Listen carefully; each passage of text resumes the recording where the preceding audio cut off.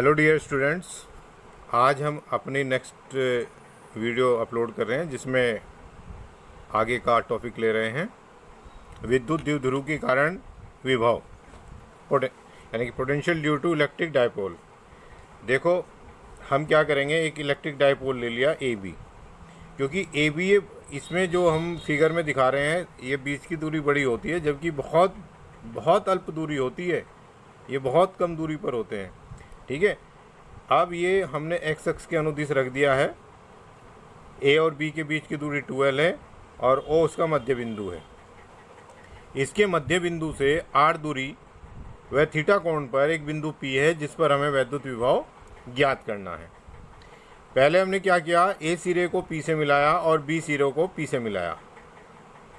तो ये हम देखेंगे क्योंकि ये सिरा दूर है इसलिए ये दूरी बड़ी और ये सिरा नज़दीक है पी के इसलिए ये दूरी छोटी। अब हम क्या करेंगे, ये जो थीटा है तो ये भी लगभग थीटा के बराबर ही होगा। ठीक है, हमने क्या किया, ओ से ए पी पर परपेंडिकुलर ड्रॉ किया और बी से ओ पी पर परपेंडिकुलर ड्रॉ किया। याद रखना ये हमें लंब ऐसे डालने हैं। ठीक है, तो देखो इसलिए ये लंब डाले गए हैं ताकि हम जो ये R2 है, R2 को R के पदों में और R1 को भी R के पदों में लिख सकें, क्योंकि जो हमें अपने आर्टिकल में लाना है वो R1 R2 तो हमने माने हैं, R के पदों में लाना है। तो हम पहले इसको लिख लेंगे कि माना वैद्युत द्विध्रुव ए बी एक्स अक्ष के अनुदिश स्थित है, O मध्य बिंदु है, OA = OB = L। कैसे आया, ये लिख दिया है क्योंकि AB 2L है। द्विध्रुव के मध्य बिंदु O से R दूरी पर बिंदु P पर द्विध्रुव के कारण उत्पन्न वैद्युत विभव ज्ञात करना है। ये सारा आपको मैंने बता दिया है। जबकि OP रेखा एक्स अक्ष के साथ थीटा कोण बनाती है, ये भी लिख दिया। ठीक है, ये बोल भी दिया है, लिख दिया। AP = R1 और BP = R2। ठीक है, अब हम क्या करेंगे, पहले तो हम इनको लिख लेंगे। कैसे, देखिए A से P की दूरी कितनी है, R1। तो फॉर्मूला है V = 1/4πε0 Q/R। इसको लगाएंगे तो यहाँ पे लिखेंगे -Q के कारण P पर विभव। ये फार्मूला अप्लाई करेंगे। V1 = 1/4πε0। अगर प्लस Q होता है तो प्लस रखते हैं, माइनस Q होता है तो माइनस रखते हैं। तो -Q/R1 क्योंकि दूरी कितनी है, R1। ठीक है, तो ये क्योंकि ये अदिश राशि है इसलिए ऐसा करते हैं। और फिर प्लस Q के कारण यानी कि B पर रखे आवेश के कारण P पर वैद्युत विभव आ जाएगा V2 = 1/4πε0 Q/R2। अब देखिए यहाँ पर हमने R1 रखा, यहाँ पर R2 रखा। ये दूरी A से P तक की R1 है और B से P तक की दूरी R2। अब इसको हमें R के पदों में लिखना है। जब ये हमने परपेंडिकुलर ड्रॉ किया, चूँकि ये बहुत ही छोटी दूरियाँ हैं इसलिए इस दूरी को यानी कि NP को हम BP के इक्वल लिख सकते हैं। NP यानी कि जो लगभग बराबर होगी किसके, BP के, और MP लगभग बराबर हो जाएगी किसके, ये हो जाएगी OP के। तो यानी कि ये अगर हम इसको R मान लें, यहाँ से यहाँ तक की दूरी R हो जाए लगभग। ठीक है, तो ये इतनी फालतू रह गई, यानी कि R1 होने में R में हमें ये पोर्शन जोड़ना पड़ेगा AM।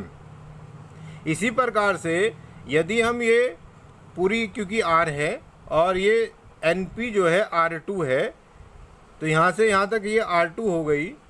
तो R2 ज्ञात करने के लिए R में से हमें ये पोर्शन ON जो है लेस करना पड़ेगा R2 फाइंड आउट करने के लिए। हमने क्या किया, ये पोर्शन निकाल लिया, ये ऐसे एक अलग से समझाने के लिए। इसका भी ऐसे निकाल सकते हैं हम, ये भी बना लेते हैं। चलिए, ये ऐसे बना लिया हमने, ये परपेंडिकुलर हो गया, ये M, ये A और ये थीटा, ये L। देखिए ये L दे रखा है, ये भी L दे रखा है इसी प्रकार से। तो याद रखना cos थीटा = आधार बटे कर्ण और आधार = कर्ण गुना cos थीटा, यानी कि L cos थीटा आ जाएगा। ये भी L cos थीटा आ गया। इसलिए R1 जो हो जाएगा R, क्योंकि ये R यहाँ से यहाँ तक R plus L cos theta, और R2 हो जाएगा R - L cos थीटा। याद रखो ये कैसे निकाला ये दिखा दिया नीचे। यानी कि R1 की जगह सिंपल सी बात है, जो बड़ा सिरा है उसमें L cos थीटा जोड़ना है, जो और छोटा सिरा है उसमें L cos थीटा R में से घटाना है। तो अब हम Vp पर दोनों आवेश इनको विभव को जोड़ देंगे, V1 को V2 को, क्योंकि ये एल्जेब्रिक सम के इक्वल होता है। किसी भी बिंदु पर विभव किसी निकाय के द्वारा किसी बिंदु पर विभव संपूर्ण विभव के एल्जेब्रिक योग के इक्वल होता है। इसलिए क्योंकि यहाँ पे V1 और V2 दो ही विभव लिए गए हैं, इसलिए इनको दोनों को ऐड कर देंगे। इनमें से 1/4 pi epsilon naught into q common आ जाएगा, अंदर बचेगा यहाँ पे -1/R1 और यहाँ से बचेगा +1/R2। इसको पहले लिख लिया, इसको बाद में। ये जो हमने वैल्यू निकाली है R1 के लिए R + L cos थीटा और R2 के लिए R - L cos थीटा, याद रखना है बड़े सिरे से प्लस करना है, छोटे सिरे से माइनस करना है। इनमें रख दी, एलसीएम ले लिया, इनकी दोनों की नीचे मल्टीप्लाई, इससे डिवाइड करेंगे तो R + L cos थीटा बचेगा, 1 में मल्टीप्लाई करेंगे तो यहाँ पर आ जाएगा R + L cos थीटा। इसी प्रकार इससे डिवाइड करेंगे तो R - L cos थीटा बचेगा, इसमें 1 में मल्टीप्लाई करेंगे तो माइनस बीच में R - L cos थीटा। अब इनको अंदर ऐड कर R + L cos theta -R + L cos theta लिख देंगे, R से R कट जाएगा, ठीक है। और नीचे R² - A + B के सूत्र से R² - L² cos² थीटा। तो याद क्या करना हमें, एक तो ये फिगर बनानी है, ठीक है, इसको ऐसे थीटा लेना है और एक सिरे से R1 दूरी जो हो जाएगी, ये R1 दूरी कितनी हो गई, ये जो दूरी R1 हो गई R + L cos थीटा, और दूसरे सिरे से R2 दूरी, ये R2 दूरी कितनी हो गई R - L cos थीटा, ठीक है। ये फिगर बनानी और इसमें यानी कि -Q के कारण माइनस वाला और +Q के कारण प्लस वाला, यानी कि हमें एक पॉइंट याद रखना है, पहले तो ये निकालना है, फिर V1 निकालना है -Q के कारण 1/4 pi epsilon not Q1 - Q/R1, और दूसरा है V2 = 1/4 pi epsilon not Q/R2, ठीक है। इनको दोनों को जोड़कर इनकी वैल्यू रखनी है और आपके पास ये आर्टिकल आ जाएगा आगे, ठीक है। तो कितना हो गया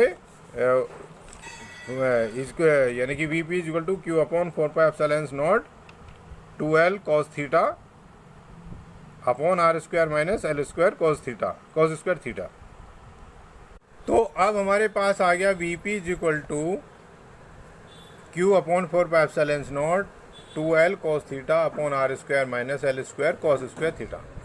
यदि R बहुत बहुत बड़ा है L से, तो RL को, क्योंकि cos थीटा की वैल्यू जो होती है वो इक्वल टू और <1 से छोटी हो, या तो बराबर या छोटी होती है, और ग्रेटर देन और इक्वल होती है -1 के। तो सबसे ज़्यादा वैल्यू cos थीटा की 1 ही होगी, 1 रखें तो भी L हो जाएगा, तो इसलिए R जो हो जाएगा L cos थीटा से भी बहुत बहुत बड़ा हो जाएगा। और जब कोई राशि किसी दूसरे की तुलना में बहुत छोटी हो, तो उस राशि में से उसको घटाएं अथवा जोड़ें। ध्यान रखना, दो ही बातें, घटाएं अथवा जोड़ें तो कोई फ़र्क नहीं पड़ता, लेकिन गुना भाग का फ़र्क पड़ता है। तो गुना भाग में से रिमूव नहीं करते, जोड़ने और घटाने से रिमूव करते हैं सिर्फ, ठीक है। इसलिए ऊपर तो 2L cos थीटा आ जाएगा। कभी आप ये कहने लगे जी L cos थीटा भी तो छोटा होगा, हाँ भाई होगा, लेकिन ये मल्टीप्लाई में है ऊपर की तरफ, इसलिए इसको नहीं हटाएंगे, नीचे से जोड़ या अथवा घटाव में से, ठीक है ना। जैसे 1 लाख रुपए में अगर 1 रुपया जोड़ें उसकी कोई वैल्यू नहीं, लेकिन अगर हम 1 लाख रुपए में 1 पैसे की भी मल्टीप्लाई कर दें तो देखो कितना कम हो जाएगा। तो इसलिए ऊपर 2L cos थीटा R², ठीक है। तो हमारा क्या आ गया, हम रख सकते हैं 2L और Q, हमें पता है कि ये होता है द्विध्रुव का आघूर्ण, ठीक है। P = 2QL, इसकी जगह P रख देंगे तो बन जाएगा Vp = 1/4 pi epsilon not P cos theta R² volt. अब दो बातें ले लेते हैं अक्षीय स्थिति में। अक्षीय स्थिति का मतलब भाई, जैसे जिस स्थिति में द्विध्रुव रखा है, जैसे ये वाली है, ये द्विध्रुव रखा है और P बिंदु उसी की सीध में कहीं लें, ठीक है, तो थीटा यहाँ पे क्या हो जाएगा, देखो 0 डिग्री हो जाएगा। तब इस बिंदु पर वैद्युत द्विध्रुव के कारण इस बिंदु पर विभव क्या होगा, तो हम यहाँ जहाँ थीटा है यहाँ पे 0 रख देंगे। तो Vp = 1/4 pi epsilon not P/R² आ जाएगा, क्योंकि cos 0 बराबर होता है 1 वोल्ट। क्लियर। तो यानी कि अगर हम वैसे भी निकालेंगे डायरेक्टली तो भी यही आएगा। तो एक आर्टिकल से हम 2-3 तरीके कहीं भी लगा देंगे, इसको थीटा चेंज करना है बस, तो वो अपने आप आ जाएगा। निरक्षीय स्थिति में, निरक्षीय स्थिति ये होती है, देखिए भैया ये ए बी, और निरक्षीय स्थिति में बिंदु पी है, इसकी डिस्टेंस भी इक्वल है, इसकी डिस्टेंस भी इक्वल है। तो जब हम इसको 90 रखेंगे, थीटा को इक्वल टू 90, तो देखिए cos 90 क्या हो जाती है 0, तो V P is equal to आ जाएगा 0। वैसे भी अगर ये दूरी आर है, ये माइनस क्यू है, ये प्लस क्यू, तो जितना इसके कारण विभव होगा उतना ही इसके कारण होगा, ये माइनस का ये प्लस का दोनों जुड़ेंगे माइनस के। तो चाहे इस प्रकार कर लीजिए चाहे दूसरे मेथड से कर लीजिए, लेकिन इसमें आपको बेनिफिट रहेगा।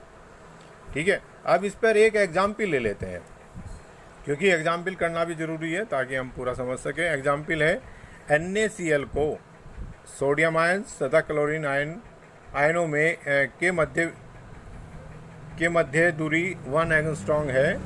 द्विध्रुव का आघूर्ण ज्ञात करो। द्विध्रुव का आघूर्ण ज्ञात करो। इसके केंद्र से 4 एम्पियर की दूरी पर अधिकतम व न्यूनतम विभव अथवा अक्षीय एवं निरक्षीय रेखाओं पर स्थित किसी बिंदु पर विभव का मान ज्ञात कीजिए। देखिए हमें बीच की दूरी दे रखी है, वैद्युत द्विध्रुव के जो 2 पॉइंट हैं उनके बीच की दूरी 1 एंगस्ट्रॉम दे रखी है, यानी कि 2L is equal to 1 angstrom, यानी कि 10⁻⁻10 मीटर। क्यों दे रखा है? क्योंकि इस पर भी प्लस 1 इलेक्ट्रॉन गया हुआ है, इस पर 1 इलेक्ट्रॉन आया हुआ है, तो 1 इलेक्ट्रॉन का आवेश इस पर धनावेश होगा, 1 इलेक्ट्रॉन का इस पर ऋणावेश होगा, इसलिए आवेश हो गया Q is equal to 1.6 into 10⁻⁻19 coulomb. ठीक है, और P इज इक्वल टू होता है Q इंटू 2L, यानी कि बीच की दूरी, यानी कि 1.6 इंटू 10⁻⁻19 इंटू 10⁻⁻10, तो 1.6 इंटू 10⁻⁻29 कूलाम मीटर। ओके, ये आ गया जिसका। अब अक्षीय स्थिति में V मैक्सिमम होगा, हमें पता है कि भाई cos 0 थीटा जब 0 होता है तो मैक्सिमम आता है, तो V maximum is equal to कितना होता है 1/4πε0 P अपॉन R स्क्वायर। ठीक है, P अपॉन R स्क्वायर, तो V मैक्सिमम आ जाएगा भैया 1/4πε0 की वैल्यू 9 इंटू 10⁻9 और 1 इंटू 1.6 इंटू 10⁻⁻29, ऊपर हमने P की वैल्यू निकाल रखी है, नीचे R की वैल्यू 4 एंगस्ट्रॉम है दूरी, तो 4 की जगह 4 इंटू 4 इंटू 10⁻10 होल स्क्वायर, जब कैलकुलेट करेंगे तो 0.9 वोल्ट आ जाएगा। और निरक्षीय स्थिति में मिनिमम होता है, हम जानते हैं 0 आ जाएगा। अब नेक्स्ट आर्टिकल चलते हैं। वैद्युत द्विध्रुव में 2 बिंदुओं के बीच एक आवेश को ले जाने में किया गया कार्य, work done as carrying charge between 2 points in an electric field. तो हमने एक समान, ये जो हम ये पैरेलल लाइंस दिखाते हैं, ये एक समान वैद्युत क्षेत्र को रिप्रेजेंट करती है। इसमें A और B पॉइंट ले लिया है। ठीक है, तो हमने क्या किया, माना धनावेश Q0 को वैद्युत क्षेत्र में स्थित बिंदु A से B तक ले जाने में करत बाह्य कार्य WEX है एग्जैक्ट। ठीक है, तो अक्षेत्र की दिशा में ही क्या लगेगा, बल लगेगा, धनावेश है, अगर क्यों ये धनावेश है ना तो इसलिए इस पर लगेगा। ठीक है, तो अगर हम ये कह रहे हैं वह वैद्युत बल द्वारा करत कार्य WE ले लेंगे। ठीक है, दोनों लिख लिए, बाह्य भी और इसमें भी। और हमने पीछे पढ़ा है VB minus VA is equal to W बाह्य अपॉन Q0, या माइनस W वैद्युत अपॉन Q0, यानी कि ये फार्मूला हम पढ़ चुके हैं। ठीक है, तो अब हम अगर बाह्य निकालें तो इसकी मल्टीप्लाई इसमें हो जाएगी, यानी कि Q0 into VB minus VA, और अगर वैद्युत बल के कारण निकालें तो ये माइनस भी इधर चला जाएगा और Q0 VB माइनस VA। बहुत आसान है, इसको हम पहले लिख सकते हैं, ऐसे भी लिख सकते हैं। यदि आवेश Q0 को विद्युत क्षेत्र में स्वतंत्रता पूर्वक छोड़ दिया जाए, ठीक है, तो वैद्युत बल के कारण अधिक विभव यानी कि उच्च विभव से निम्न विभव की ओर त्वरित होगा। फैक्ट है, सत्य है, अधिक विभव से जो आवेश जाएगा वो कम विभव की ओर त्वरित होगा। ठीक है, धनावेश। यदि VA minus VB is equal to V, तो आवेश के V वोल्ट विभवांतर से त्वरित होने पर वैद्युत बल द्वारा करत कार्य, हमने मान लिया ये विभवांतर है। ठीक है, दोनों के बीच विभव में अंतर, A और B बिंदु के बीच। ठीक है भैया, A और B बिंदुओं के बीच विभवांतर है तो इसलिए जो आ जाएगा V वोल्ट से विभवांतर त्वरित होने पर विद्युत बल द्वारा कृत कार्य हो जाएगा W is equal to Q naught into V. यहाँ पे क्या रख देंगे हम, V रख देंगे। और W इज इक्वल टू होता है डेल्टा के, कहाँ पर, गतिज ऊर्जा परिवर्तन में, कार्य ऊर्जा परमे में। तो W इज इक्वल टू हो जाएगा, हम जानते हैं वहाँ पर हमने 11th में पढ़ रखा है कि final kinetic energy minus initial kinetic energy, यानी कि change in kinetic energy is known as work done. तो यानी कि हम जो गतिज ऊर्जाओं में परिवर्तन होता है वो किए गए कार्य के बराबर होता है, उसको हम यहाँ पर लगा देंगे। ठीक है, अब हम क्या रख सकते हैं, इसकी जगह तो हम रख सकते हैं Q0V, और इसकी जगह रख सकते हैं 1/2 mv² माइनस mu²। और प्रारंभिक वेग यदि 0 हो तो Q0V is equal to half mv², और यहाँ से हम किसी भी गतिमान आवेश का वेलोसिटी ज्ञात कर सकते हैं। हमारे पास विभवांतर होना चाहिए, द्रव्यमान होना चाहिए, आवेश होना चाहिए, तो हम उसकी वेलोसिटी ज्ञात कर सकते हैं। अब डियर स्टूडेंट्स, कई जगह हमें ये एनर्जी की जो यूनिट है वो इलेक्ट्रॉन वोल्ट लिखी हुई मिलती है। तो इलेक्ट्रॉन वोल्ट है क्या, इसके भी थोड़ा सा जान लेते हैं, क्योंकि हमें आगे यूज करना है। एक electron volt is equal to 1.6 into 10⁻⁻19 joule के इक्वल होता है। जूल का छोटा मात्रक है ये। एक इलेक्ट्रॉन यानी कि अर्थात एक इलेक्ट्रॉन वोल्ट वह गतिज ऊर्जा है जो मूल आवेश को 1 वोल्ट विभवांतर से त्वरित होने में प्राप्त होती है, या करने में त्वरित होने के लिए प्राप्त करता है।